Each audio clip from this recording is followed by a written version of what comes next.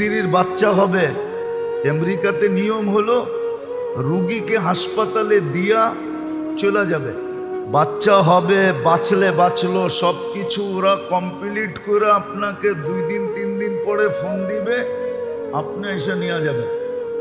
কিন্তু স্বামী তো নাছোড়বান্দা, ভর্তি করছে ঠিক, কিন্তু সর্বক্ষণ দাঁড়ায় আছে। তো সবাই জিজ্ঞেস করছে তুই দাঁড়ায় আছিস কেন? তোরে বুঝাইছে, বল তোর শরীরের একটা অঙ্গ অর্ধেক যদি কোথাও থাকে তাহলে আর অর্ধেক ওর সাথে থাকবে না পৃথক থাকবে? বলছে শরীর তো একটা, এটাকে তো অর্ধেক করা যায় না। তো বলে এ তো আমার অর্ধাঙ্গনী, তো আমি ওর থেকে পৃথক থাকি কি করে? ও তো 10 মাস কষ্ট করলো আমার বাচ্চার জন্য, আমি ওর জন্য 2 দিন কষ্ট করতে পারবো না?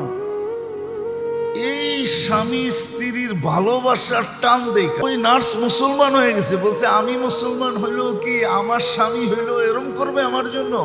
বলছে অবশ্যই, এটা আমাদের ইসলামের নীতি। মুসলমান হয়ে গেছে।